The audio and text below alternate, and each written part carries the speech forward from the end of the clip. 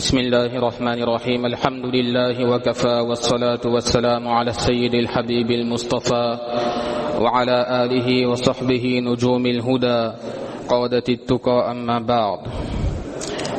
Respectueux ulama, mes chères mères et sœurs, mes chers frères, assalamu alaikum wa rahmatullahi wa barakatuh. Tout d'abord, remercions Allah subhanahu wa ta'ala de nous avoir donné le tawfiq, la chance de nous réunir en ce mois béni de Ramadan et en ce lieu béni qu'est la masjid pour parler de son dîn. Mes remerciements vont également au président de la ISD, Tonton Iqbal Angar, et aux responsables de la masjid Nourul Islam pour avoir donné l'opportunité à servir de se produire pour la première fois en public depuis son existence. Mais qu'est-ce que servir? Qu'est-ce que c'est? Quelles sont ses composantes et quels sont ses objectifs? Il faut savoir que servir est une association culturelle, apolitique et non syndicale qui a vu le jour le 8 août 2015 et qui regroupe aujourd'hui une centaine de alim qui sont répartis sur toute l'île. Servir, c'est le fruit d'une réflexion visant à fédérer le plus grand nombre de ulama et d'imams exerçant sur notre île, et ce, dans le seul but de mettre toutes leurs compétences au service de notre communauté, au service de l'islam, pour que chaque musulman, chaque musulmane puisse vivre pleinement et sereinement sa religion. Pour atteindre ces objectifs, Servir souhaite se positionner sur plusieurs points. Et on va en voir trois. Le premier, c'est d'unifier les musulmans de notre île en leur apportant une meilleure connaissance de la religion, en évitant les divergences et les incohérences dans la transmission du savoir religieux, qui bien sûr est toujours basé sur les textes sacrés de l'islam que sont le Coran et les hadiths du prophète sallallahu alayhi wa sallam. Bien évidemment, tout en étant respectueux des 4 écoles juridiques reconnues à ce jour et dans la digne continuité de la ligne de conduite tracée par nos prédécesseurs, nos akabir. Le deuxième point sur lequel Servir souhaite se positionner, c'est de préserver l'héritage qui nous a été légué par nos anciens. Alim et non-alim, qui ont su par leurs efforts et leurs sacrifices intégrer notre belle religion qu'est l'islam dans le paysage de la société réunionnaise et dans celui de la République française, en cultivant l'esprit et les valeurs universelles du vivre ensemble. C'est d'ailleurs ce qui a donné le nom à Servir, sauvegarde par les imams réunionnais du vivre ensemble. Le troisième point, savoir réagir et rebondir sur les questions d'actualité qui, vous conviendrez, sont de plus en plus nombreuses et auxquelles sont confrontés tous les musulmans de la Réunion et d'ailleurs, en apportant des réponses claires, fidèles aux dogmes de notre religion, mais également adaptées au contexte réunionnais et républicain.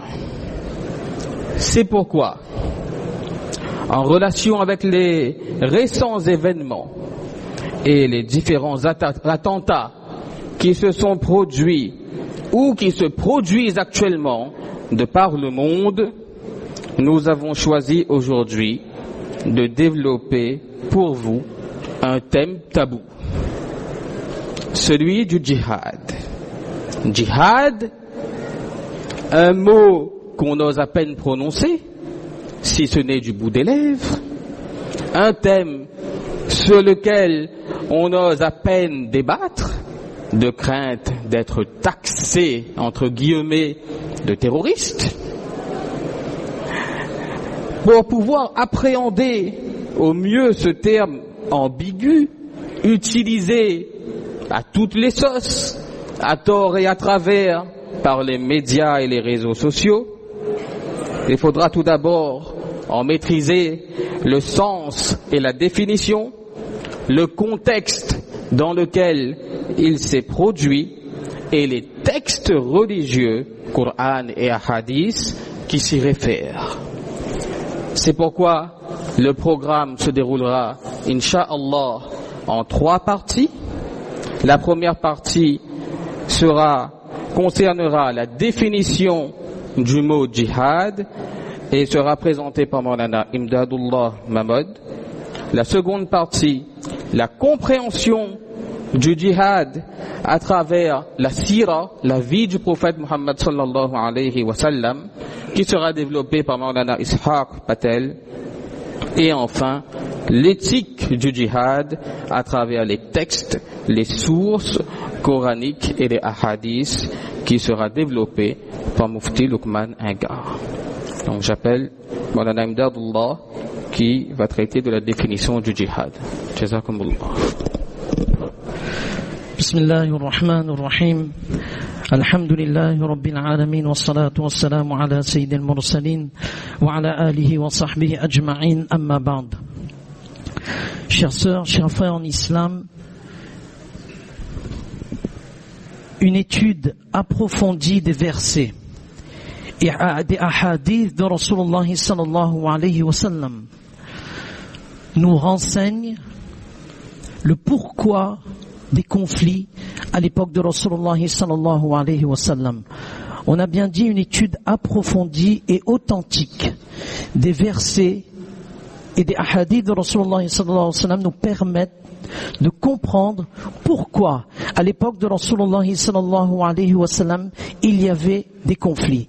Et cela nous permet de conclure que ces conflits constituaient une exception temporaire, avec des conditions et des circonstances bien particulières, ce qui ne constitue en aucun cas la base et le fondement de l'islam concernant les non-musulmans. Il est très important. Cheikh Faisal Maulawi, rahimahumullah, dans son livre Les fondements juridiques, il écrit: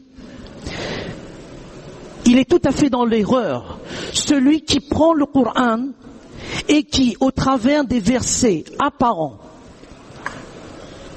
viendrait à conclure que l'islam invite les musulmans à tuer les non-musulmans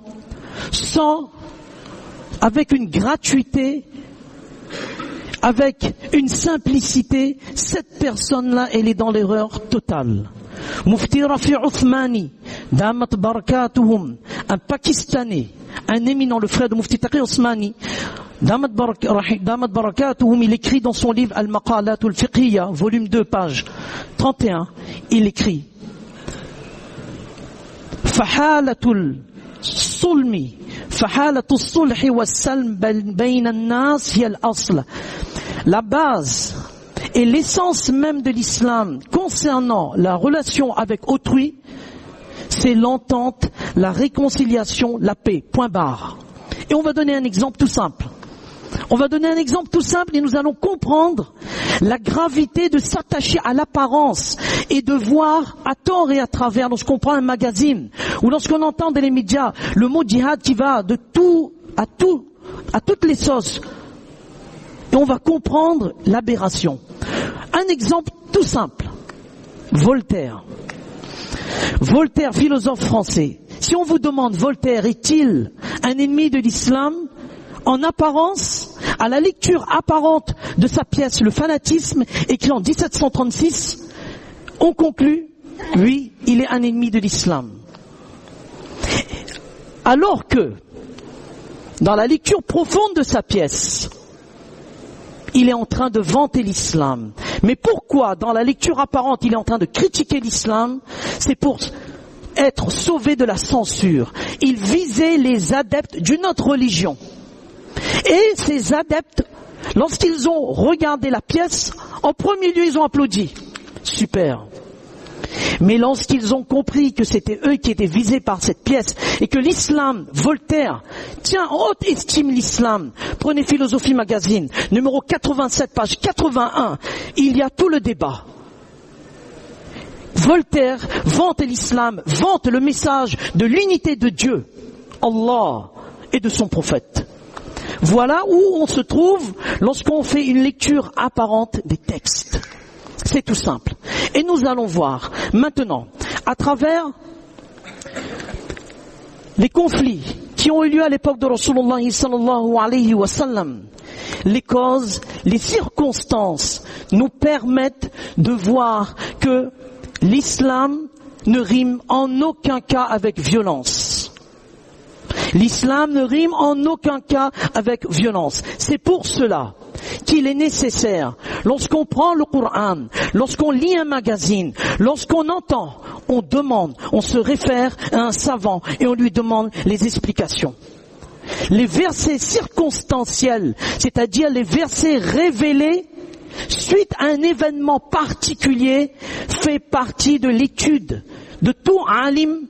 Lorsqu'il apprend et lorsqu'il devient un savant, les versets circonstanciels lui permettent de comprendre le pourquoi de ce verset et que sa lecture littérale ne prête en aucun cas une confusion regrettable. On commence avec la première, et c'est pour ça Imam Al-Wahidi rahimahullah, il dit, si on veut comprendre les versets du Coran d'une façon claire et nette, il est important de connaître leur analyse historique et de connaître les causes, les circonstances dans lesquelles ces versets ont été révélés. C'est là que tu vas pouvoir y voir clair et comprendre que le verset qu'on placarde à tort et à travers après un attentat, si tu as compris, mais tu vas rigoler. Tout simplement. Première étape de la vie de Rasulullah sallallahu alayhi wa sallam, première étape de conflit, c'est la période mécoise. Écoutons bien. On prend, à chaque étape, on va prendre un verset ou un hadith. Regardez, la première étape. فَلَا تُطِعِ الْكَافِرِينَ وَجَاهِدْهُمْ بِهِ جِهَادًا كَبِيرًا. Première étape, premier verset qui concerne cette étape. N'obéis pas aux non-croyants. وَجَاهِدْهُمْ بِهِ جِهَادًا كَبِيرًا. Et avec ceci, lutte contre eux vigoureusement. Qu'est-ce que veut dire ce verset? Que veut dire ce verset? Nous sommes dans la période mécoise, elle dure 13 ans. Que veut dire ce verset? Et lutte contre eux vigoureusement. Ce n'est pas une lutte armée, non. Ibn Abbas radiyallahu anhuma, il dit, lutte contre eux vigoureusement avec ceci, cela veut dire lutte avec les arguments du Coran. Appel à une discussion rationnelle, appel à une discussion logique sur l'unicité d'Allah subhanahu wa ta'ala. Ô polythéistes, vous êtes dans l'erreur et nous vous montrons votre erreur à travers une discussion logique, rationnelle. À travers la raison, nous allons vous faire comprendre l'erreur dans laquelle vous êtes en train d'être submergés. Voilà. Wajahidhum, comme Manaim Dadullah il a dit, Wajahidhum, c'est un effort dans la logique, dans la compréhension de ce verset. Ça c'est la première étape. Ce qui veut dire que les musulmans qui ont été persécutés durant cette étape pendant 13 ans n'ont jamais répondu alors qu'il y avait une légitime défense, être attaqué, être pillé, être persécuté, être tué. Il y avait une légitime défense. Allah subhanahu wa ta'ala, non. Ton effort à toi, le meilleur effort, c'est de dire une parole juste devant un souverain tyrannique, une parole juste. Les commentaires disent qu'il n'y a aucune intention de guerre. Tu tiens fermement à la parole douce et tu n'as aucune animosité devant ton interlocuteur, même s'il ne partage pas ta conviction religieuse, mais tu le fais comprendre et tu l'amènes à la raison. C'est ça le meilleur djihad, c'est ça le meilleur effort, c'est la période mécoise. Et elle dure 13 ans. Deuxième période, ça c'est la première étape. On ne répond pas à l'agressivité. Deuxième étape, c'est la période de Madinatul Munawwara, lorsque les musulmans qui ont été chassés, et ils quittent, et ils vont vers Madinatul Munawwara, et cela concerne uniquement les immigrés, les muhajirs. Après que plus de 70 versets furent révélés concernant l'interdiction de la légitime défense, lorsque on a essayé de raisonner à tout prix par la logique les non-musulmans et qu'il y a eu persistance dans les persécutions et dans les meurtres et dans les attaques, Allah subhanahu wa ta'ala ordonne seulement aux émigrés, pas ceux qui ont accueilli Rasulullah sallallahu alayhi wa sallam à Madinatul Munawwara, les Ansar, non, regardez, ce sont seulement les immigrés qui sont concernés par l'agression. Personne n'entre dans ce débat entre les Quraysh et les immigrés. Pas les Ansar, personne, seulement les immigrés. Allah subhanahu wa ta'ala leur autorise de répondre à l'attaque, mais de répondre d'une façon juste, parce qu'il y a eu perte matérielle, on a été chassé de sa maison, on a tout perdu, il y a eu des persécutions, il y a légitime défense, tu réponds à l'attaque, mais d'une façon proportionnée à l'attaque initiale. Ça c'est la deuxième étape, autorisation de se défendre. Et c'est la première phase du combat défensif. C'est là où on répond. Troisième étape, regardez, on avance. Lorsque les Sahaba ridwanullahi tajma'in, ils ont quitté Makkatul Mukarrama et ils se sont installés à Madinatul Munawwara, on est en train de former une structure communautaire. Les Ansar, les auxiliaires, ceux qui ont accueilli Rasulullah sallallahu alayhi wa sallam à Madinatul Munawwara, et les muhajirs, ceux qui ont quitté Makkatul Mukarrama, ils commencent à s'entendre, ils commencent à avoir une union, et c'est là où on est en train de bâtir une communauté. Les Quraysh n'entendent pas de cette oreille. Pour eux, le pire des crimes, c'est d'avoir dit qu'Allah subhanahu wa ta'ala, il est unique. Ça c'est le pire des crimes pour les Quraysh. C'est pour cela, notre attaque, elle va être ciblée. Maintenant, on va viser non seulement les muhajirs, les émigrés, mais on va viser aussi les ansar. On va viser les ansar. Et c'est là où, c'est la deuxième étape du combat défensif. Là où Rasulullah sallallahu alayhi wa sallam, cette troisième étape où Allah subhanahu wa ta'ala il dit وَقَاتِلُوا فِي سَبِيلِ اللَّهِ الَّذِينَ يُقَاتِلُونَكُمْ وَلَا تَعْتَدُوا. Regardez le mot وَقَاتِلُوا, retenez bien ce mot وَقَاتِلُوا. Répondez à l'attaque. Ceux qui vous ont attaqué, وَلَا تَعْتَدُوا, ne transgressez point. Il y a la restauration de la paix. On veut la paix. Mais pourquoi vous voulez nous attaquer à chaque fois? On est obligé de vous répondre. Il y a la restauration de la paix. Il y a la protection des biens. Il y a la protection de sa personne. C'est une légitime défense. Et il y a surtout la protection de la liberté religieuse. Aucun non-croyant n'est forcé à embrasser l'islam.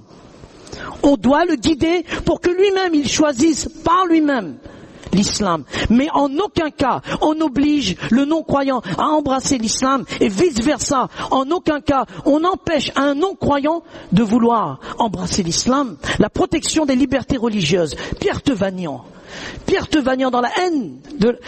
Subhanallah, les auteurs qui ne sont pas musulmans, Allah subhanahu wa ta'ala leur accorde la guidée, vraiment. Ils sont pour nous. Vous prenez Pierre Tevagnan dans la haine de la religion, page 112. Vous savez comment il appelle cet espace? Là, regardez, l'espace dans lequel Rasulullah sallallahu alayhi wa sallam il a vécu, c'est un espace où on tue, ou un espace où on massacre, ou un espace où on interdit le non-musulman d'embrasser l'islam. Il n'y a pas de protection de la liberté religieuse. C'était ça l'espace dans lequel Rasulullah sallallahu alayhi wa sallam il vivait. Qu'est-ce que Pierre Tevagnan il dit? Un espace dans lequel on interdirait, et il dit, surtout les musulmans, de parler de sa religion. On lui dit, tiens ta langue. D'avoir une visibilité vestimentaire, ou de ne pas rester neutre, au sens où, mais tu es musulman. Il dit cet espace où l'on contraindrait le musulman à se tenir à carreau, c'est un espace totalitaire. La haine de la religion, page 112.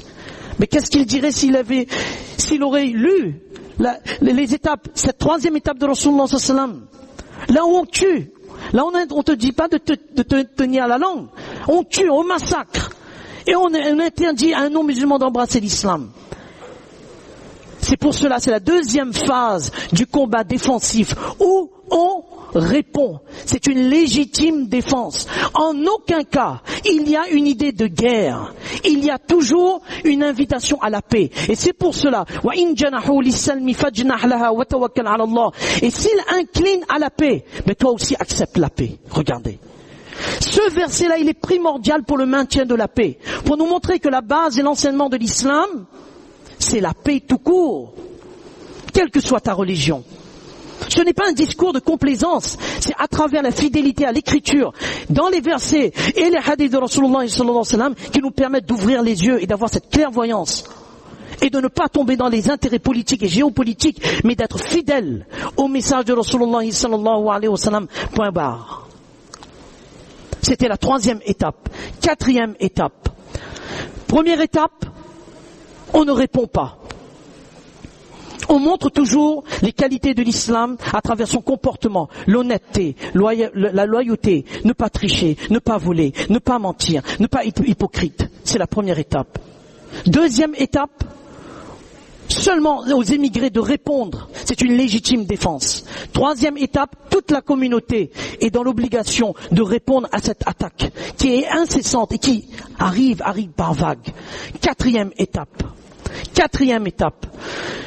de la période de conflit de Rasulullah sallallahu alayhi wa sallam. Rasulullah sallallahu alayhi wa sallam, toujours, il appelait vers la paix. Il n'a jamais lancé en premier les hostilités. Jamais.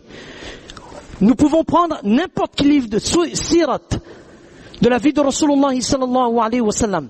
Il n'y a aucun événement, aucune circonstance basique qui nous montre que Rasulullah sallallahu alayhi wa sallam a attaqué, a lancé les hostilités en premier. Non.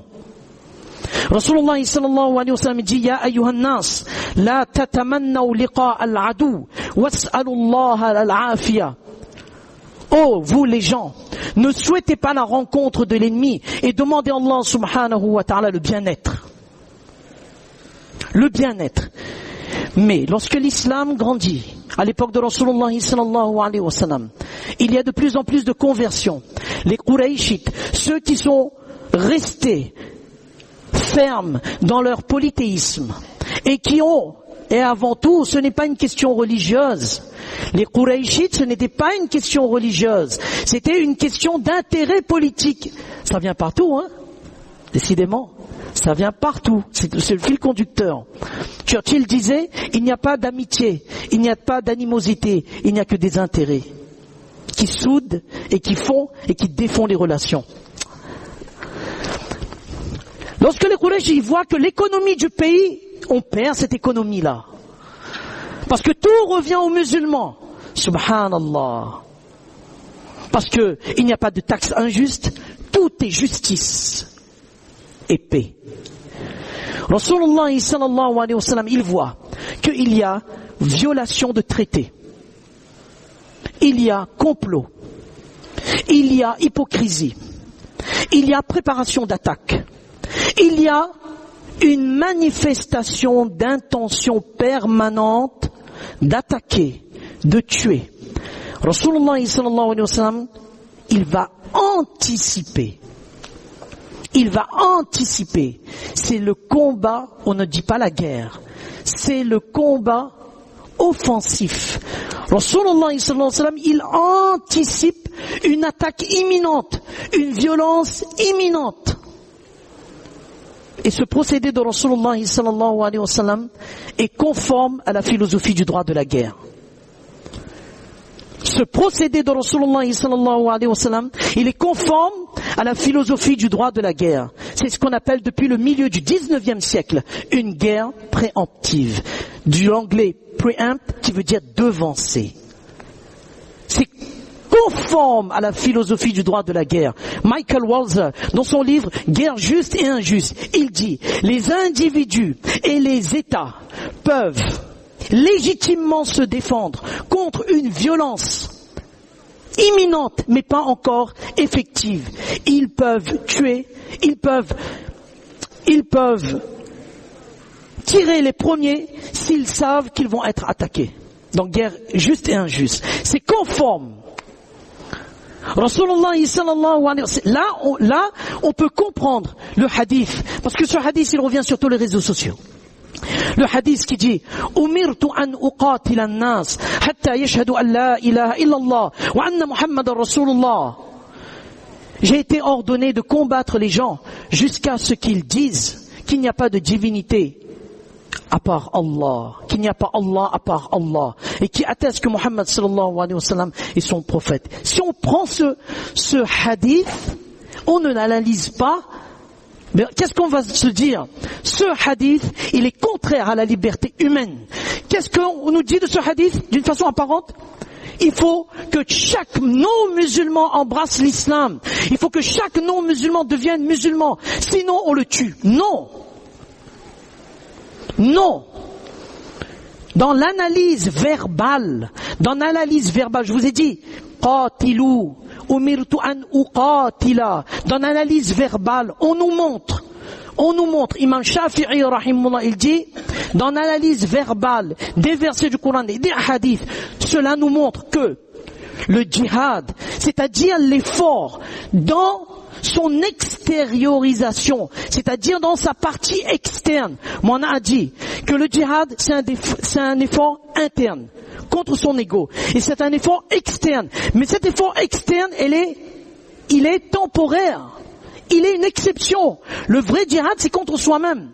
Imam Shafi'i rahimahullah, il dit, ce verset et ce hadith de Rasulullah sallallahu alayhi wa sallam nous montre que le djihad, l'effort dans sa forme extérieure, et qui est une exception temporaire, est une réponse soit à une attaque effective, là, maintenant, ou bien à une attaque qui est programmée, à une violence imminente et qu'on répond. C'est ça le mot djihad dans la vie de Rasulullah sallallahu alayhi wa sallam. Il n'y a en aucun cas une invitation à exterminer des peuples qui n'embrasseraient pas l'islam et qui seraient contraires à notre religion, à nos convictions religieuses. Non, en aucun cas. George Corm, si on a compris le mot djihad, George Corm, qui est un historien libanais, dans un interview qu'il a donné dans Investigation, il écrit: parler de djihad dans le cas des opérations terroristes est une aberration. Parler de djihad dans le cas des opérations terroristes est une aberration. Plus loin, il dit: le terrorisme d'organisation meurtrière se réclamant de l'islam ne peut trouver aucune justification dans le droit traditionnel musulman lui-même, la charia. C'est un non-musulman qui le dit, hein. C'est un non-musulman qui le dit. Le terrorisme d'organisation meurtrière se réclamant de l'islam ne peut trouver aucune justification dans le droit traditionnel musulman lui-même. Ce qui nous montre que, à travers les 4 étapes de Rasulullah sallallahu alayhi wa sallam, lorsque Rasulullah sallallahu alayhi wa sallam, dans la dernière étape, lorsqu'il nous dit umirtu an uqatila an-nas, j'ai été envoyé pour anticiper une attaque. An-nas, les gens, ça concerne le monde entier? Non. Dans la rhétorique de la langue arabe, aussi bien dans la rhétorique de la langue arabe que dans la rhétorique de la langue française, on utilise un mot qui a le sens de tout, mais l'intention c'est une partie. Lorsque je dis An-Nas, les gens, mon intention c'est pas les gens, mon intention c'est les polythéistes arabes de l'époque. Ah, ça concerne, c'est une mesure exclusive à quelle région? De l'Arabie Saoudite ou du Hijaz. Ça ne concerne pas le monde entier, non. Non. Voilà l'analyse approfondie de ce hadith. À l'époque où Rasulullah sallallahu alayhi wa sallam, les polythéistes arabes qui nous vouaient sans cesse une animosité extrême, ce sont ces gens-là que ce hadith concerne. Donc, ce qui nous montre bien que, en résumé, nous avons vu que il y a la restauration de la paix, défense de sa personne, défense de sa famille et de ses biens, protection des libertés religieuses, anticipation d'une attaque imminente. Dans ces trois objectifs, où il y a l'objectif de tuer d'une façon gratuite et de tuer parce qu'il n'est pas musulman. Où il y a dans ce qui est écrit là? Il n'y a pas. D'où sortons tout ça? D'où sortons tout ça? Ce qui veut dire que le djihad, utilisé à tort et à travers, ne veut pas dire massacre, non. Terrorisme, non. Terreur, non. Extermination, non. Djihad, au sens, dans les étapes de Rasulullah sallallahu alayhi wa sallam, veut dire une réponse à une attaque maintenant, effective, tout de suite, ou bien à une réponse à une attaque imminente, on anticipe. C'est tout.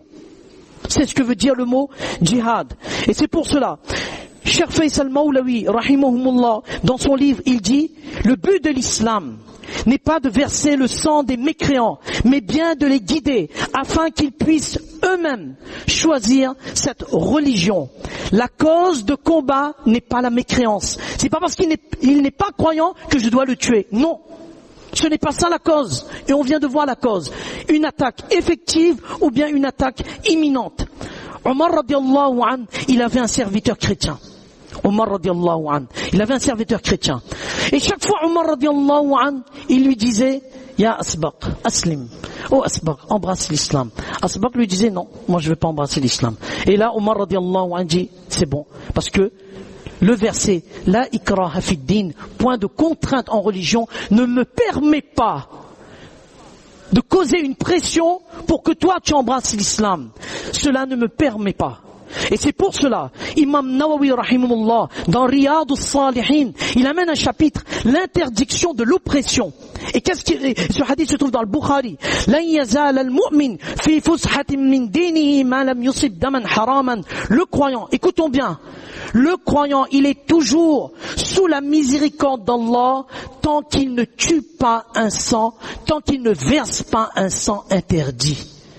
Tant qu'il ne fait pas couler un sang interdit, il est toujours dans la miséricorde d'Allah. Ceux qui, au nom de l'islam, au nom d'une foi céleste, mais au service d'ambitions terrestres, au nom d'une foi céleste, mais au service d'ambitions terrestres, ceux qui tuent l'islam, ceux qui tuent les innocents, ceux qui tuent au nom de l'islam, n'ont pas leur place dans l'enseignement béni, pacifique et authentique de Rasulullah sallallahu alayhi wa sallam. Jacqueline Chabi, qui est une spécialiste de l'histoire du monde musulman, dans les cahiers Sciences et Vie, numéro 131, page 91, elle écrit que le message du Coran, il est clair et net.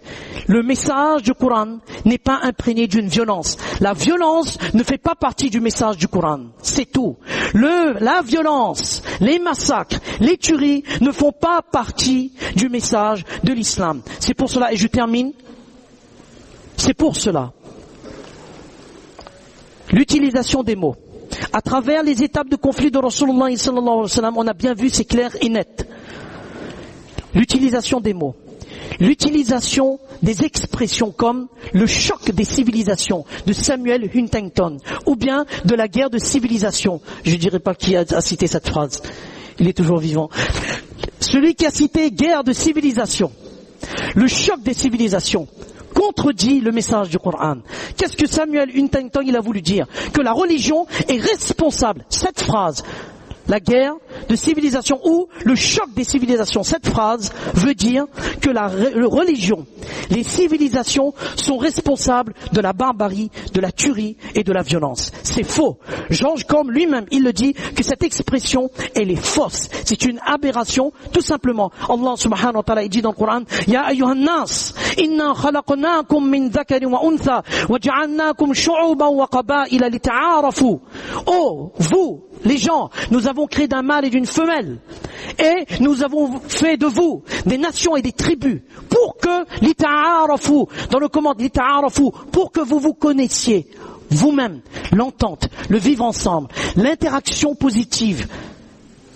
Non pas la domination, non pas le racisme. Le colonialisme tient sa source à partir de la domination et du racisme. Il faut lire François Burga, le nouvel islamisme. Le Coran, le message du Coran, il est clair et net. On vous a fait des tribus, différentes couleurs de peau, différentes langues, différentes capacités, aptitudes, pour que chacun s'entraide, pour que chacun puisse vivre comme la fraternité humaine. Nous sommes issus tous d'un même père, Adam alayhi salatu wassalam. Et c'est pour ça, Mufti Rafi Uthmani, rahimahullah, Damad Barakatum, il dit, ce qui doit faire comme méthode au nom de l'islam, c'est ce qu'il appelle At-Tasamuh ad-Dini.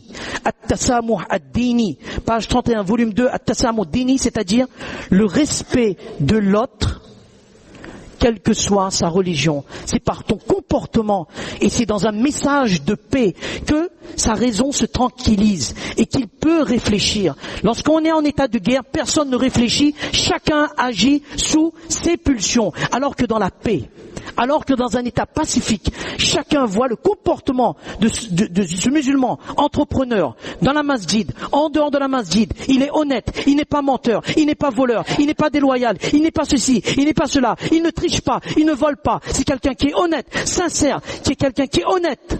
Subhanallah, je vais vous raconter, j'ouvre une petite parenthèse. Mon père marhoum qui est décédé le 31 décembre 2015. Un ami musulman m'a dit,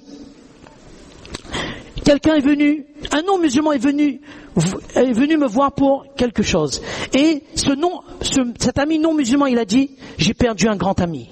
Il dit, mais c'est qui? Il dit, tonton Patel, magasin brûlé. Il dit, ah bon? Il dit, c'est ton ami, oui. J'ai appris de cet homme une chose. De cet homme, j'ai appris une chose, l'honnêteté. L'honnêteté, ne pas voler. S'il te doit même un centime, mais il va s'assurer qu'il te donnera un centime. S'il aurait été là, il y aurait de fortes chances que j'embrasse l'islam. Notre comportement, notre façon de vivre. Et c'est pour cela, je termine par qu'est-ce que Mufti Rafi Uthmani il dit, وَالْخَطَرُ الدَّائِمْ عَلَى الْبَشَرِيَّةِ لَيْسَ مِنَ الْإِسْلَامِ بَلْ الْخَطَرُ مِنَ الْفَهْمِ الْخَاطِئِ لِلْإِسْلَامِ. Il dit le problème, le danger, ce n'est pas l'islam, mais c'est la mauvaise compréhension du message de l'islam, aussi bien par les croyants que les non-croyants. Parce que qu'est-ce qui est en train de circuler aujourd'hui?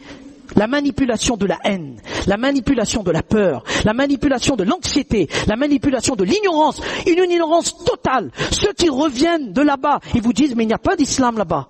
Il n'y a pas d'islam là-bas. L'ignorance, aussi bien chez nos jeunes musulmans que chez les non-musulmans, leur dire par notre comportement que l'islam, c'est le message de paix.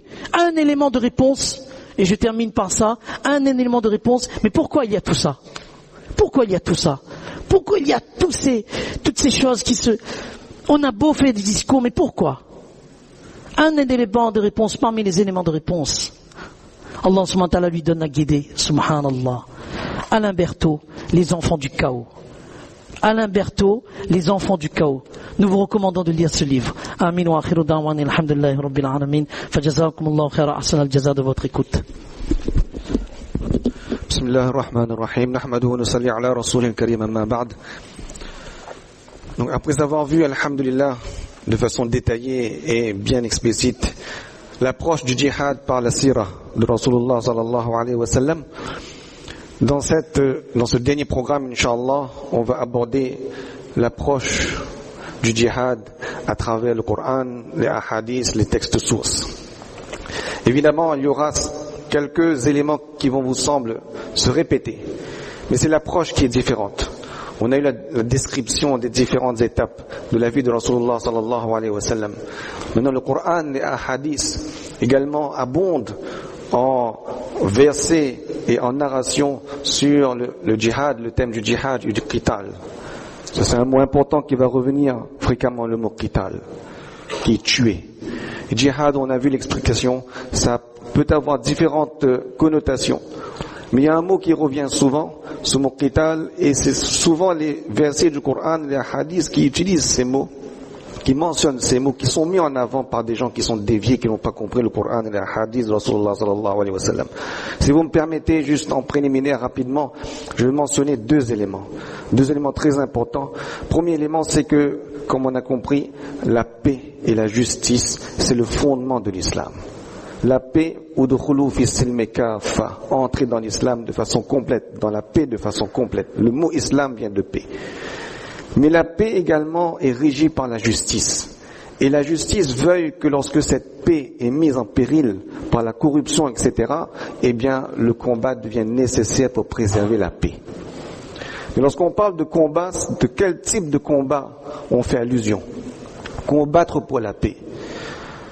La première chose que l'islam nous recommande pour établir la paix, ce n'est pas le djihad, c'est la da'wa, c'est l'invitation, la da'wa. Ça c'est le socle, c'est pas un outil de transmission de l'islam. La da'wa c'est un socle, c'est la base, c'est le fondement à partir duquel toute la maison de l'islam se construit. Il est important de préciser cela parce que un des malentendus ou des incompréhensions de ceux qui ont dévié sur ce sujet, c'est des gens qui se disent que le djihad armé. Donc lorsque je vais utiliser dans mon discours le mot djihad, c'est surtout allusion au djihad armé. Cette dernière définition exceptionnelle du mot djihad. Le djihad armé est bien par essence, bizatihi, c'est une da'wa, une invitation vers l'islam. Ils comprennent que pour amener les gens vers l'islam, il faut faire le djihad armé. C'est une incompréhension, c'est une erreur. Cheikh Ramadan al-Bouti, rahimahullah, il dit al-da'watu ila Allah huwa al-asasul awwalu fi shara'i al-jihadi wa ahkamihi. Il dit que l'invitation à da'wa vers Allah subhanahu wa ta'ala, c'est le asas. Al-asas, c'est la base, le fondement premier dans l'établissement du djihad et de ses règles. Et beaucoup de kitab, de fiqh, de jurisprudence, lorsqu'ils abordent le thème de djihad, le sujet du djihad, eh bien, ils commencent par ce chapitre-là, da'wa. Lorsqu'ils parlent de djihad, en premier, qu'est-ce qu'ils parlent? Ils parlent de da'wa, pour montrer que la première étape d'effort pour amener les gens vers l'islam, pour faire connaître l'islam, pour transmettre l'islam, ce n'est que la da'wa. Le djihad armé n'intervient qu'à titre exceptionnel pour protéger la da'wa si elle est mise en péril. C'est là. C'est deux choses distinctes. Da'wa et djihad, ce sont deux choses qui sont distinctes. Le djihad lui-même, c'est pas une da'wa. On n'invite pas l'islam vers l'islam par le djihad. On invite vers l'islam par la da'wa. Maintenant, la da'wa a ses qualités qui lui sont propres. La da'wa concerne chaque musulman. N'est pas dépendant d'une autorité ni d'un gouvernement. Chaque musulman est concerné par la da'wa. Al-jihad bid-da'wa. Al-jihad, le mot jihad est utilisé ici. Bid-da'wa, par le da'wa. Hukmun tablighiyun yashmalul muslimina ammatan. C'est un effort, l'effort par la da'wa, c'est une règle de propagation qui concerne chaque musulman. Premier élément. Deuxième élément, c'est que la da'wa, ce sont des conseils qui sont facultatifs, qui ne sont pas imposés. Alhamdoulilah, mon Isaac a bien expliqué cela, la coercition, l'imposition. On impose les gens de venir vers l'islam, ça ne fait pas partie de l'islam. Al-jihad bid-da'wa yaqumu 'ala an-nasiha at-taw'iyya la 'ala al-amr al-qasri. Que l'effort de la da'wa est établi sur quoi? Sur les bons conseils. Les bons conseils qui sont facultatifs et qui ne sont pas imposés. On n'impose pas. Allah subhanahu wa ta'ala dit dans le Coran, فَذَكِّرْ فَإِنَّ الذِّكْرَى تَنْفَعُ الْمُؤْمِنِينَ. Et beaucoup de versets dans le Coran, فَإِنْ أَعْرَضُوا فَمَا أَرْسَلْنَاكَ عَلَيْهِمْ حَفِيظًا, mentionnent cet aspect de la da'wa. Et ce qui est intéressant ici de mentionner, c'est que ces versets du Coran où on parle de da'wa, on a bien vu tout à l'heure les différentes étapes. On a vu dans l'étape médinoise que l'autorisation était donnée aux musulmans de se défendre, de combattre pour se défendre. Dans ce contexte de défense, d'autorisation de combattre, les versets qui sont descendus c'était aussi des versets qui concernaient la da'wah. Ça veut dire que même dans ce contexte de combat pour se défendre, l'ordre d'Allah subhanahu wa ta'ala descendait qu'on doit appeler vers l'islam par la da'wah, par le bon conseil. On ne peut pas mettre de côté maintenant la da'wah et se dire que la façon maintenant de propager l'islam, c'est par le djihad armé, etc. Troisième élément dans la da'wah, c'est la douceur et la compassion. Rasulullah sallallahu alayhi wa sallam dit, j'ai été envoyé comme une miséricorde pour l'humanité et non pas comme un maudisseur. Cependant, le djihad armé est une partie intégrante de la charia. On ne peut pas le rejeter. C'est une partie intégrante de la charia. Mais avec ses caractéristiques et ses spécificités et ses raisons qui sont bien précises. C'est pour ça que maintenant on va voir quelques éthiques concernant l'objet du djihad. Dans quel cas on peut engager le djihad? On a vu, alhamdulillah, l'aspect historique. Je vais tout simplement reprendre un peu ces mêmes éléments, mais par l'approche du Coran et le hadith et le fiqh. Qu'est-ce que nos savants disent? Nous avons vu ce que l'histoire dit, la sira dit. Maintenant, qu'est-ce que les savants disent?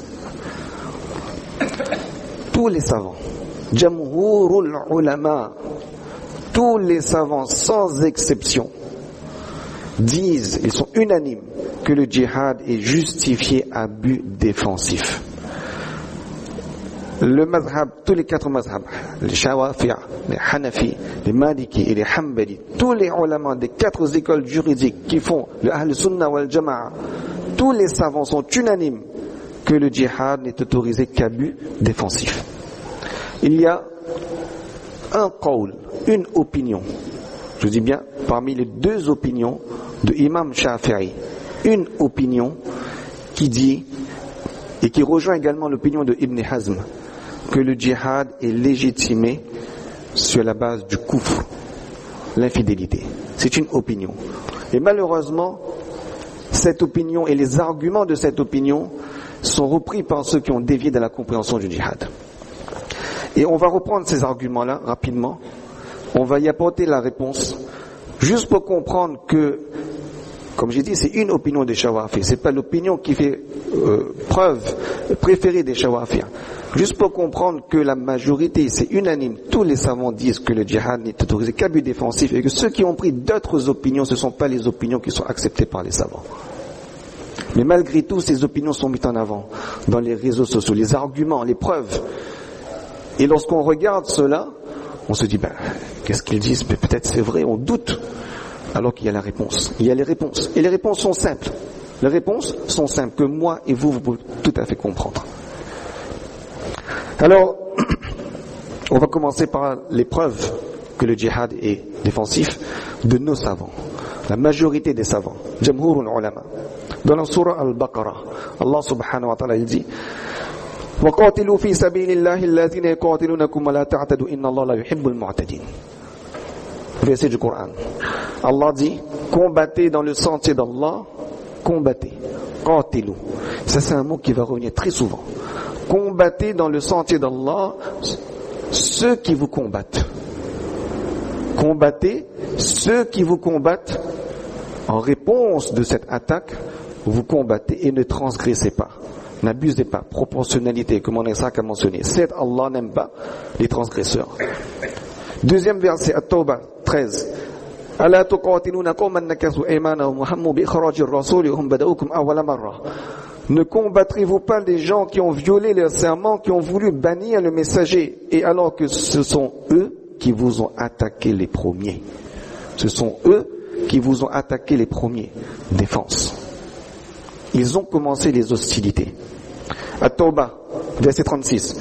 وَقَاتِلُوا الْمُشْرِكِينَ كَافَّةً كَمَا يُقَاتِلُونَكُمْ كَافَّةً.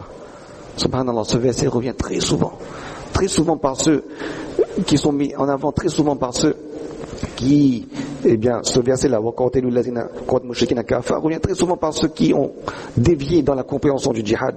Qu'est-ce qu'ils disent? Regardez. Allah dit, et combattez les associateurs sans exception, comme ils vous combattent sans exception.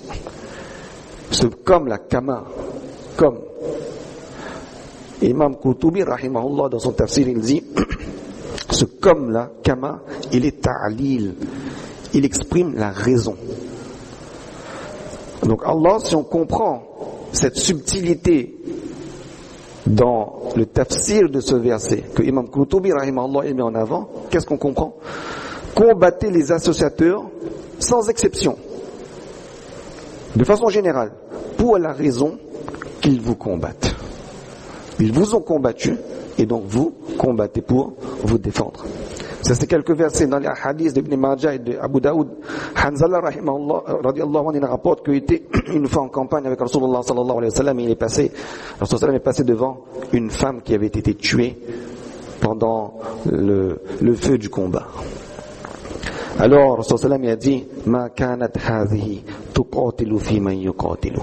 Il a dit cette femme ne fait pas partie de ceux qui ont combattu, de ceux qui nous ont attaqués. Et Rasulullah sallallahu alayhi wa sallam, il a ordonné aux musulmans et à Khalid ibn Walid de ne pas tuer les femmes et les enfants, parce qu'ils ne font pas partie du groupe ennemi de ceux qui vous attaquent, qui sont dans l'action du combat. Et il y a d'autres hadiths également de Bakr radiyallahu anhu, donc beaucoup de sahaba par la suite qui ont interdit que l'on tue les femmes et les enfants, etc. Maintenant, on va voir les preuves de ceux qui n'ont mal compris le mot djihad, le concept du djihad, et qui malheureusement soutiennent l'idée suivante, qu'à partir du moment où quelqu'un est kafir, est infidèle, alors on peut le tuer. Ils disent tuer les non-musulmans, nettoyer la terre de ses infidélités, etc. Na'ouzubillah, qu'Allah nous en préserve. Et ils mettent ça à foison, avec des versets du Coran, avec des hadiths, etc. Mais eux-mêmes, ils n'ont pas compris le véritable sens de ces hadiths et de ce verset du Coran.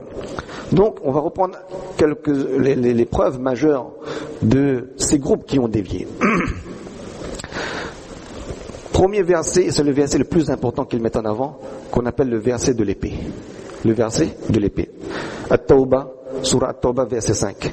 فَإِذَا انْسَلَخَ الْأَشْهُرُ الْحُرُمُ فَقْتُلُوا الْمُشْرِكِينَ حَيْثُ وَجَدتُّمُوهُمْ وَخُذُوهُمْ.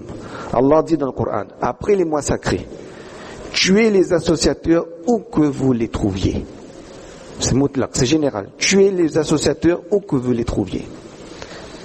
Ce verset est terrifiant, de prime abord.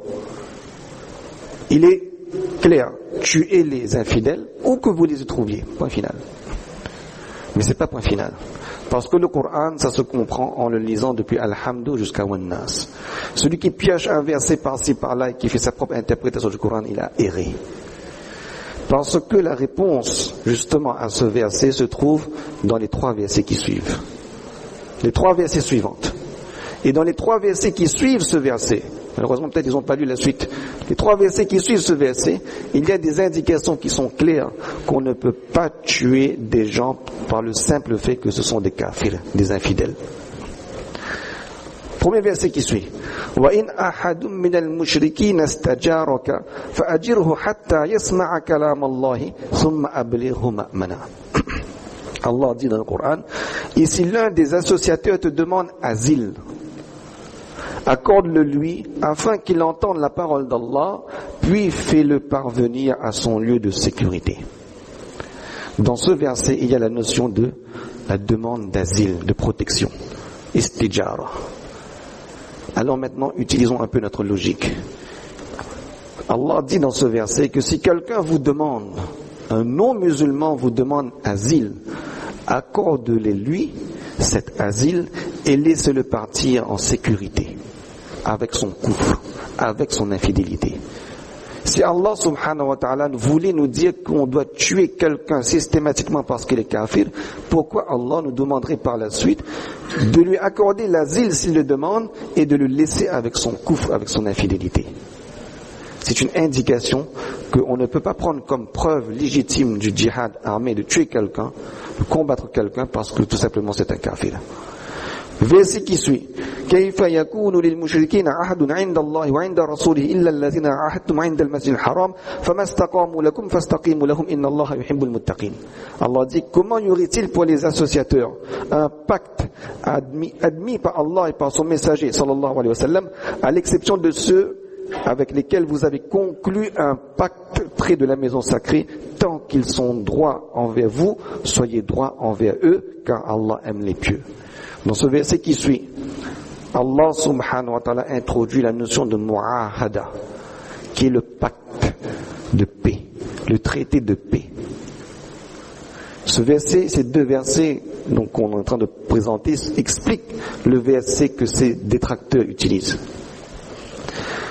Les traités de paix, toujours dans cette même logique, si il était autorisé de tuer quelqu'un pour le simple fait, ou si Allah nous demande de tuer quelqu'un pour le simple fait que c'est un kafir, un infidèle, eh bien pourquoi Allah nous demanderait de contracter des traités de paix avec ces mêmes infidèles et de respecter ces traités de paix et de ne pas les causer du mal?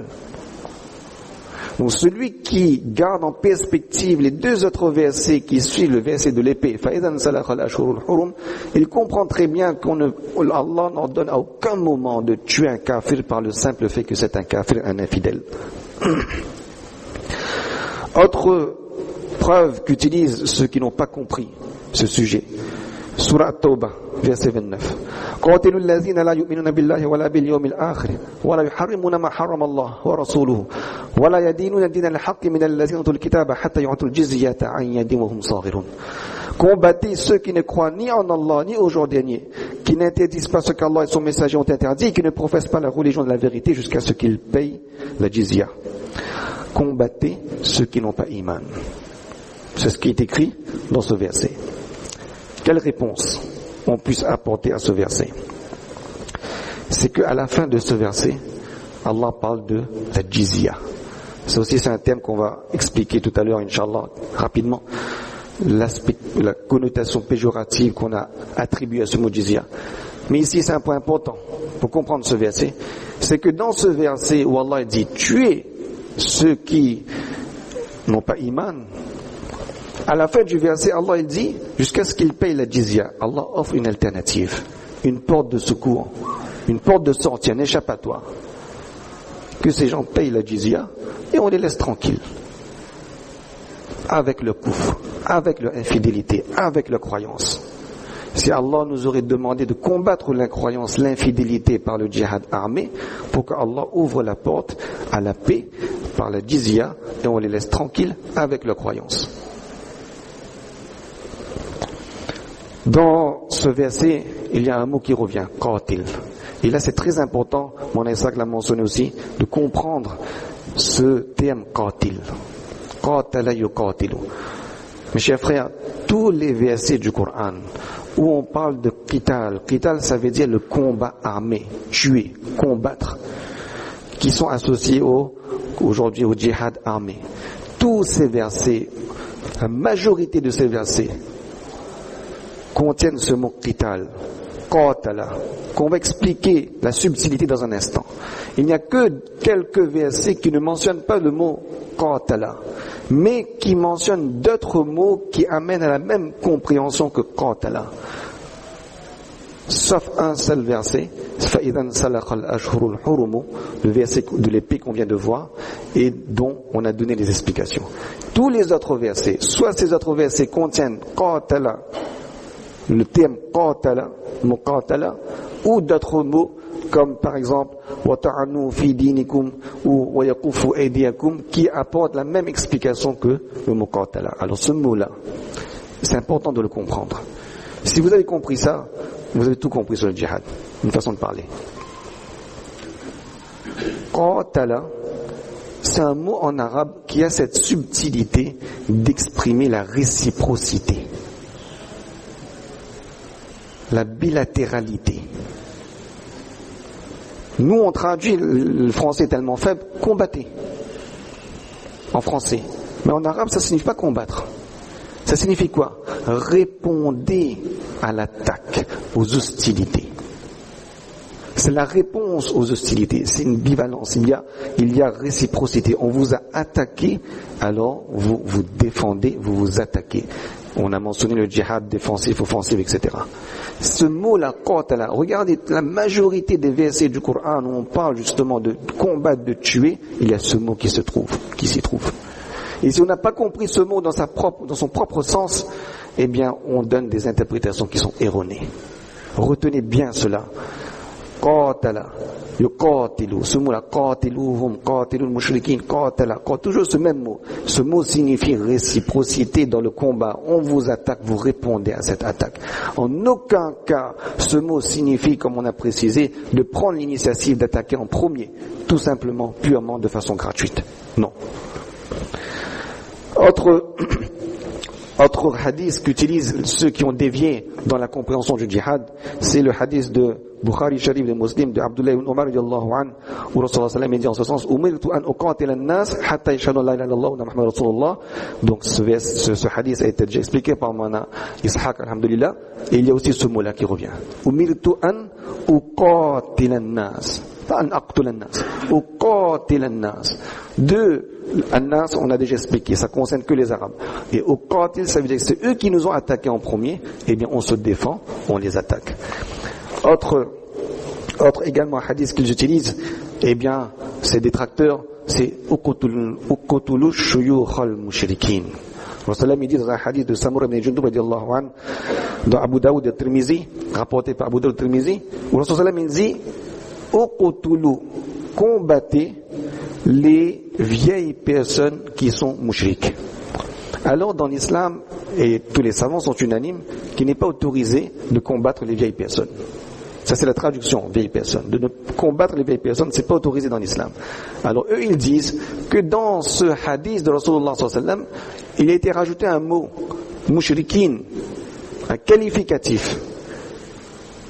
Et par ce qualificatif, maintenant, Rasulullah dit combattez. Ça veut dire que ce qualificatif nous donne l'autorisation de combattre, c'est la cause de ce combat. Ce qualificatif, c'est quoi? C'est mushrikin, l'infidélité. Alors, ils déduisent que l'infidélité, c'est une cause légitime pour combattre.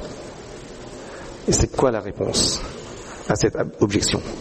C'est que shuyukh, le mot shuyukh dans l'islam, dans la langue arabe, ce n'est pas seulement les vieilles personnes. Shuyukh, eh bien, signifie quelqu'un, zawil quwwa, quelqu'un qui a une force, une maturité, qui a une certaine expérience, un cheikh. Shuyukh, cheikh, aujourd'hui on appelle des gens cheikhs qui sont jeunes aussi. Ce n'est pas forcément quelqu'un qui est qui est vieux, mais c'est quelqu'un qui a la force de combattre et qui est mouchrik aussi, mais c'est quelqu'un qui est combattant et qui attaque, eh bien, l'islam l'autorise à répondre à son attaque. Donc c'est les subtilités dans la définition des mots, comme on en disait, les mots, la compréhension des mots, la définition des mots, les traductions à la va-vite, les compréhensions, les interprétations à la va-vite, eh bien, cela nous mène dans l'erreur. Je veux juste préciser ici que Cheikh Ramadan al-Bouti, rahimahullah, il explique ce point qui est très intéressant. Écoutez bien, il dit, Rasulullah sallallahu alayhi wa sallam, lorsqu'il est arrivé à Médina, le territoire de Médina, la terre de Médina a été attribuée de la part d'Allah subhanahu wa ta'ala comme un ni'ma, comme un bienfait. Allah subhanahu wa ta'ala a donné à Rasulullah sallallahu alayhi wa sallam la terre de Médina et ses alentours pour qu'il puisse, lui et les sahaba, vivre pleinement leur dîn. Et Ramadan al-Bouti, Cheikh Ramadan al-Bouti, il dit que Rasulullah sallallahu alayhi wa sallam, qui a reçu cette terre en cadeau de la part d'Allah subhanahu wa ta'ala, a reçu après cela, après ce don de la part d'Allah subhanahu wa ta'ala, l'ordre de défendre cette terre par le djihad. Ça veut dire que Rasulullah sallallahu alayhi wa sallam, il n'a pas combattu pour créer un Darul Islam. Il n'a pas combattu pour créer une terre de musulmans. La terre de l'islam lui a été accordée au préalable. Ensuite, lorsque cette terre était accordée, Allah dit à Rasulullah, défends maintenant ta terre que je t'ai accordée. Et ça c'est, comme on a vu, la philosophie de la guerre, c'est tout à fait autorisé et légitime. Rasulullah sallallahu alayhi wa sallam, il a combattu ensuite pour défendre ce qu'Allah lui a accordé, cette terre. Après le décès de Rasulullah sallallahu alayhi wa sallam, bon, d'ailleurs durant son vivant, Rasulullah a toujours été enclin à la paix. Regardez Hudaybiyah, le traité de Hudaybiyah, ce traité qui a instauré la paix entre les mouchriks et les musulmans. Après ce traité, c'est là où il y a eu le Amul Wufoud, l'année où les gens sont entrés en masse dans l'islam, de façon volontaire, sans combat, sans force. En masse, ils sont entrés dans l'islam, et c'est là où la terre de l'islam s'est le plus étendue. Par le combat armé? Non. Le simple volonté individuelle. La volonté individuelle. Amoul Woufoud, cette année qui a suivi, ces années qui ont suivi, le territoire de Madina s'est agrandi par les tribus qui venaient vers l'islam de leur propre gré. S'il y a eu quelques campagnes de Rasulullah sallallahu alayhi wa sallam, ces campagnes étaient tout simplement destinées pour protéger cette terre des musulmans. Protection, sécurité. Après le décès de Rasulullah sallallahu alayhi wa sallam, l'islam était concentré dans le Najd, dans la péninsule arabique. Rasulullah sallallahu alayhi wa sallam a quitté ce monde, mais il avait reçu également de la part d'Allah un cadeau. C'est la terre de Sham et la terre de Perse. Rasulullah sallallahu alayhi wa sallam, durant la bataille de Khandak, il a reçu cela en cadeau. Les Sahaba radiallahu anhum ont continué à défendre la terre de l'islam, qui leur avait été accordée par Allah. Ils n'ont pas combattu pour conquérir des terres, mais pour défendre ce qu'Allah leur avait accordé. Et deuxième élément, c'est que à la limite, à la frontière du territoire musulman, il y avait des armées, l'empire perse et l'empire byzantin, qui étaient en permanence une menace pour les musulmans, et c'est pour cela que les compagnons, ils avaient mené, comme Moulana l'a dit, cette attaque préemptive pour sécuriser les frontières des musulmans. Et c'est comme cela que l'islam a étendu son territoire. Du côté de l'Afrique, lisez les livres qui expliquent les conquêtes, on appelle ça conquête, en guillemets.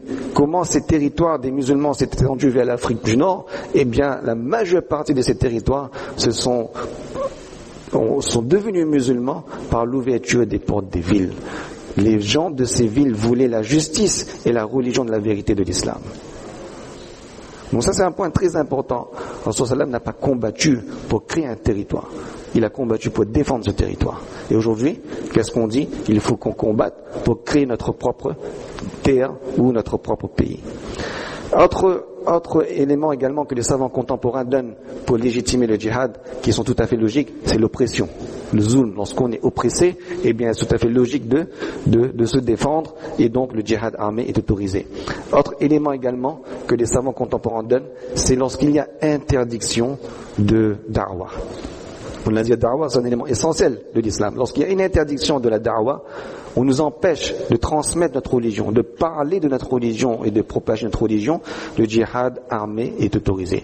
Il faut bien comprendre qu'alhamdulillah, aujourd'hui dans notre démocratie, eh bien, toutes les religions sont autorisées à s'exprimer et à transmettre leur message sans aucune obstruction. Donc cette cause-là n'est pas d'actualité.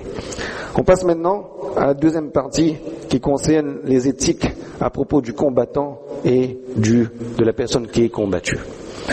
Première question qu'on se pose, est-ce que le djihad est obligatoire sur chaque musulman? Parce qu'on se dit, les musulmans sont oppressés partout dans le monde. Qu'est-ce que je dois faire? Est-ce que je dois combattre? Est-ce que je dois partir? C'est quoi mon devoir? C'est la question de l'obligation du djihad. Eh bien, deux choses.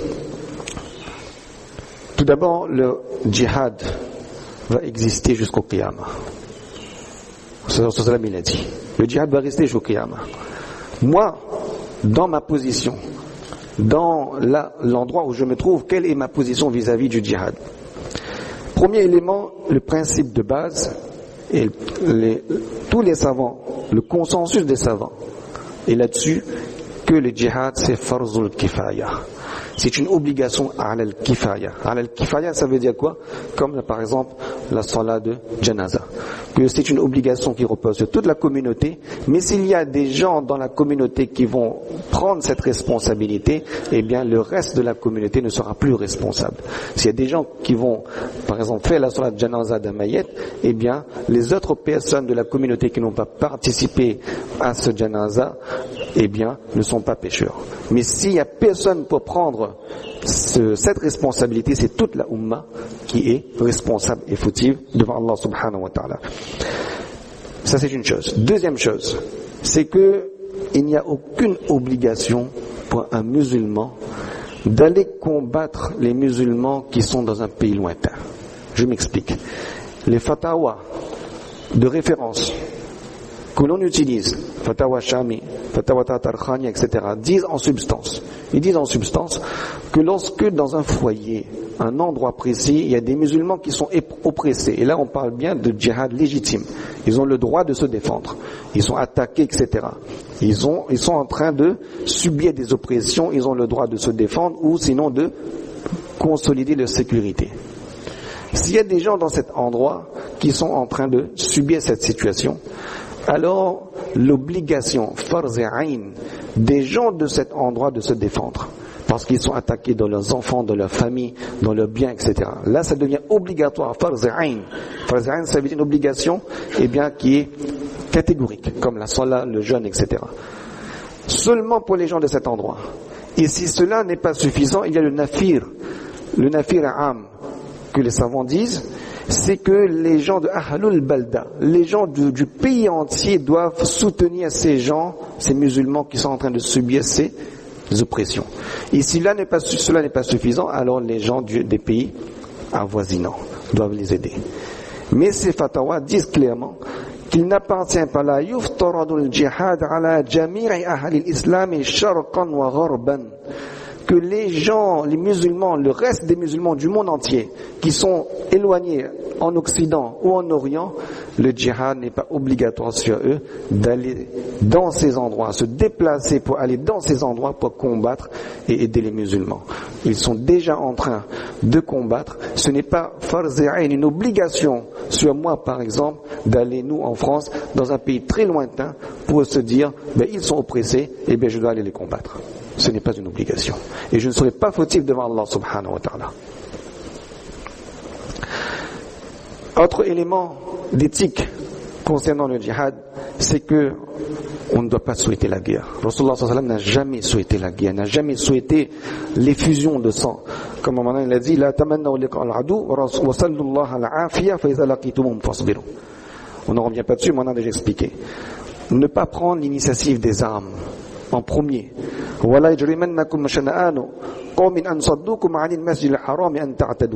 la haine que vous éprouvez contre un peuple pour vous avoir empêché l'accès au haram ne vous porte pas à les attaquer le premier. La haine ne vous pousse pas à attaquer en premier. Ne prenez pas l'initiative des armes. Aidez-vous les uns les autres à faire le bien et ne transgressez pas. Rasulullah sallallahu alayhi wa sallam a interdit également, lorsque le djihad est justifié, et il a donné également certaines indications et certaines interdictions. C'est que les femmes, les enfants, les vieilles personnes, les malades, les chefs religieux, quelle que soit leur religion, ne doivent pas être tués. On n'a pas le droit de les tuer. À Badr, Rasulullah sallallahu alayhi wa sallam, il avait envoyé le message, il avait dit aux Sahaba de ne pas tuer les gens de Banu Hashim, parce qu'ils avaient été forcés de combattre. Même ceux qui sont forcés de combattre, le Rasul a dit, on ne doit pas les tuer. Lorsque le Rasul, de façon générale également, il avait également aussi à plusieurs occasions donné l'indication aux Sahaba de préserver les gens qui sont nobles, les gens de bon caractère, et de ne pas les tuer. Regardez l'esprit pacifique de Rasulullah sallallahu alayhi wa sallam. Et de façon générale, l'islam interdit de tuer les innocents. Man ahyaha fakannama ahya an-nasa jami'a. Celui qui a préservé une vie humaine, c'est comme une personne qui a préservé l'humanité entière. Il y a également l'interdiction de tuer les non-combattants, l'interdiction également de détruire certaines choses. Interdiction lorsqu'on fait le djihad qui est légitime avec les causes qu'on a expliquées, de détruire les arbres fruitiers, les champs, les habitations.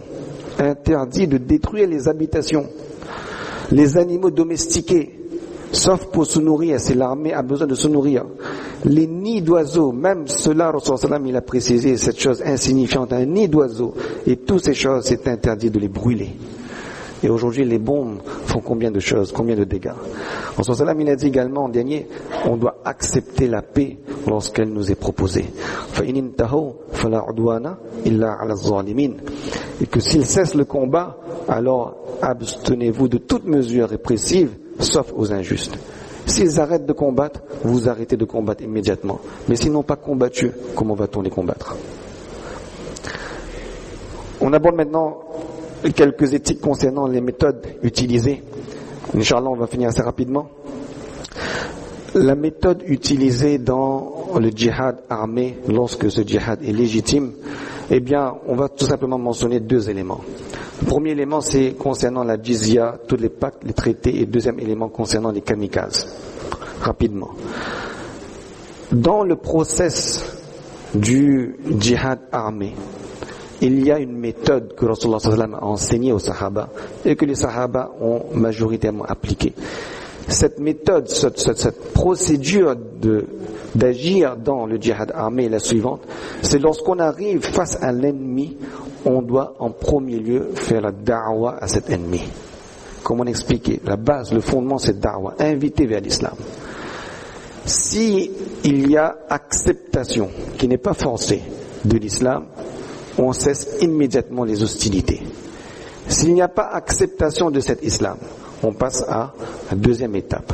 La deuxième étape, c'est quoi? C'est de proposer la jizya, cette taxe qu'on va voir. S'il y a acceptation de la jizya, on cesse immédiatement les hostilités. Ces non-musulmans gardent leur religion, gardent leur croyance et vivent autour des musulmans en paix et en sécurité. Et s'ils refusent maintenant de payer la jizya, alors là, ce refus, c'est vraiment une volonté manifeste de garder sa position d'opposant et donc de maintenir une situation de menace contre les musulmans. On refuse l'islam, la da'wa.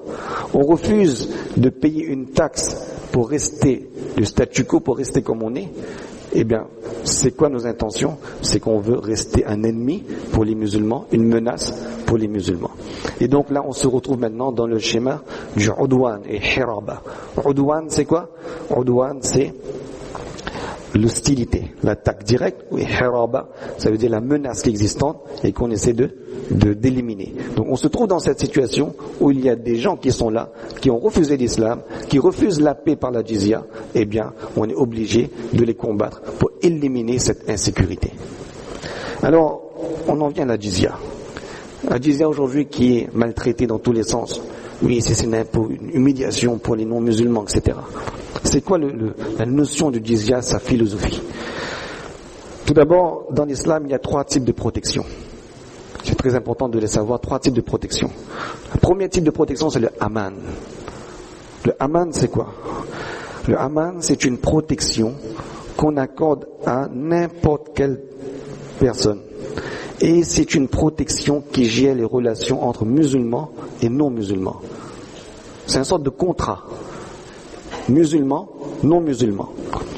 Et ce qui est important ici de préciser, c'est que le aman, ce qu'on appelle le aman, c'est un contrat qui peut être émis de façon individuelle, qui ne dépend pas de l'existence d'une autorité ou d'un gouvernement ou d'un État musulman, etc. N'importe quelle personne peut prendre sous sa protection une autre personne, un non-musulman. Même si cette personne qui accepte le aman, ça veut dire qui offre le aman, qui offre la protection, c'est une personne qui n'a aucune autorité, qui n'a aucun pouvoir, aucune richesse, qui appartient à la plus basse catégorie sociale de la communauté. Et cette personne se dit que j'ai sous ma protection ce non-musulman, eh bien ce contrat sera respecté par tous les musulmans. L'exemple de Zainab, radiyallahu anha, la fille de Rasulullah sallallahu alayhi wa sallam, une histoire qui est poignante. Fath Makkah, conquête de Makkah. Les Sahaba sont en train de lire la salat de Fajr devant la Kaaba. Zainab radiyallahu anha, la fille de Rasulullah sallallahu alayhi wa sallam, elle était mariée à Abu al-As, qui était devenu musulman par la suite, radiyallahu anha. Mais à Fath Makkah, il n'était pas musulman, Abu al-As, et c'était l'époux de Zainab radiyallahu anha. Il est venu voir Zainab pour demander, Zainab, accorde-moi ta protection, parce que les mouchriks, il avait peur pour sa vie. Makkah est conquis. Zainab radiyallahu anha, à l'heure de Fajr, elle va devant la Kaaba, dans le haram, et entre le iqama de la namaz de Fajr et le takbir tahrima, Allahu Akbar, elle annonce haut et fort, aux musulmans, j'ai accordé le aman, la protection à Amr ibn al-As. Rasulullah continue la salat. Il fait salam. Il se tourne vers les compagnons. Il dit, vous avez entendu ce que j'ai entendu? Il dit, moi-même, père de Zainab, je ne savais pas qu'elle avait accordé la protection à Amr ibn al-As. Alors je vous demande, vous, de respecter son engagement et d'accorder la protection également à Amr ibn al-As, à Abu al-As. Ça, c'est le contrat de Aman. Et les savants nous disent que ce Aman, c'est ce même type de contrat qui nous lie dans les traités internationaux entre les pays, les visas, les contrats citoyens, c'est ce même type de contrat, le Aman. Lorsqu'on vit dans un pays non musulman ou d'un pays musulman, c'est ce même type de contrat qui va gérer les relations des musulmans d'un pays non musulman comme des non musulmans d'un pays musulman. Le Aman, qui ne dépend pas d'aucune autorité ni d'aucune gouvernance musulmane. C'est un engagement individuel. J'accorde la protection à telle personne. Est-ce que vous avez déjà vu ça dans une législation autre que l'islam? Ça n'existe pas. Il n'y a que dans l'islam qu'il y a une telle législation. Deuxième élément de protection, ce qu'on appelle le hudna. Hudna, c'est la trêve. La trêve qui pouvait être contractée également entre les combattants. Et troisième élément, c'est la zimma. La zimma, où là on parle de zimmi et on parle de jizya. Ces deux derniers éléments, hudna, trêve et zimmi, eh bien zimma, ça ce sont écoutez bien, deux éléments, deux contrats qui eux dépendent d'une autorité religieuse, d'une autorité musulmane. Ça veut dire que de façon individuelle, on ne peut pas imposer la jizya. De façon individuelle, on ne peut pas mettre un contrat, un traité entre deux fractions. Donc ça c'est important. La jizya s'exprime dans un schéma de gouvernance musulmane. Il y a un État musulman et c'est l'autorité, le sultan qui est apte à décréter ou pas la jizya. Alors la jizya c'est quoi? La jizya, on dit que ça c'est un impôt avilissant. Non, la jizya c'est un contrat. C'est un contrat de paix. La jizya c'est le signe que l'islam ouvre toujours la porte à la cohabitation avec les autres religions. Et c'est quoi cette cohabitation? Cette cohabitation par la jizya a deux aspects. C'est que celui qui va payer la jizya va garder ses croyances, sa religion, ses pratiques, ses coutumes, etc. Et il va par le paiement de cette jizya exprimer sa volonté d'appartenance à l'État musulman et sa fidélité à cet État musulman, ou que cette personne ne va pas trahir les musulmans et que également, réciproquement, les musulmans ne vont pas le trahir, l'attaquer ou le mettre en péril dans ses biens, dans son physique, etc. Et la jizya accorde l'égalité des droits entre musulmans et non musulmans. Lorsqu'une personne a payé la jizya, il y a combien de narrations, combien, on n'a pas le temps de développer, combien d'exemples où les sahaba ont veillé tellement au respect des droits, à l'égalité des droits entre les musulmans et les non musulmans qui a payé la jizya. Et une fois, Omar radiallahu anhu, les émirs sont venus le voir. Les émirs sont ceux qui payent la jizya. Ils se sont dit, oh Omar, change le nom de cette jizya. Parce que pour nous, c'est comme si on est en train de se rabaisser. Donne un autre nom. Change le nom de ce que l'islam a déjà établi. Change le nom. Et appelle ça sadaqa. Comme les musulmans. Omar radiallahu anhu, il consulte les sahaba radiallahu anhu. Et qu'est-ce qu'il dit? D'accord. Vous allez changer, donner à cet impôt le nom que vous voulez. Peu nous importe. Nous, on va le considérer tout simplement dans la règle que c'est la jizya. Mais appelez-le comme vous le voulez. Et cette jizya, elle est tout à fait logique. Les musulmans payaient la zakat pour alimenter le baytul mal. Il y avait la sadaqa, il y avait les butins, etc., qui alimentaient le trésor public. Les musulmans contribuaient au trésor public de l'État. Alors pourquoi les non-musulmans, ne contribueraient point également à cette Baytul Mal également, ou contribuaient pas, on va dire de façon indirecte, également aux dépenses de l'État, et que cela leur apporte en retour, la sécurité, la tranquillité, la sérénité dans leurs biens, dans leurs enfants, dans leurs possessions, etc. C'est tout à fait logique que tout le monde paye. Ça c'est normal. Tout le monde doit payer pour sa propre sécurité, pour son bien-être. On ne peut pas favoriser d'autres personnes par rapport à d'autres. Deux derniers points, c'est le point à propos de la méthode utilisée dans le djihad armé, c'est les kamikazes. Alors, rapidement, il n'y a aucune divergence, absolument aucune divergence entre les savants que le suicide est interdit. Absolument aucune divergence. Le suicide est interdit dans l'islam. Point final. Il n'y a également aucune divergence entre les savants, que ce soit un qazi, un mufti, un faqih, entre tous les savants, il n'y a aucune divergence de l'interdiction de tuer des non-combattants.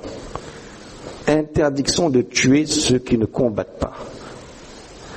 Et les savants disent maintenant aussi que l'exemple d'une personne, alors je vais prendre le mot bombe parce qu'aujourd'hui c'est des bombes, mais ils n'utilisent pas le mot bombe, mais éventuellement ils utilisent d'autres mots. Bon, on va actualiser leur explication. Ils disent que celui qui se met une bombe sur son corps, et lorsque cette personne va dans un endroit et va actionner cette bombe, et que cette personne sait pertinemment que je vais mourir, eh bien, les savants disent que ce cas-là, c'est un cas de suicide. Pourquoi? Eh bien, parce que le fait de joindre simultanément ce qu'on appelle qatil et maqtoul, de joindre simultanément l'état de celui qui tue et de celui qui est tué, parce qu'il actionne la bombe, il tue, et il est tué. Simultanément, le qatil et le maqtoul, le tueur et le tué se trouvent au même moment, simultanément, au même endroit, eh bien, c'est assimilable au suicide. Et donc, c'est du suicide, qui est totalement interdit dans l'islam. Voilà quelques éléments concernant, quelques éthiques concernant cet aspect, ce sujet du djihad qui est très important pour nous de les aborder. Certainement on n'a pas tout abordé comme il se doit.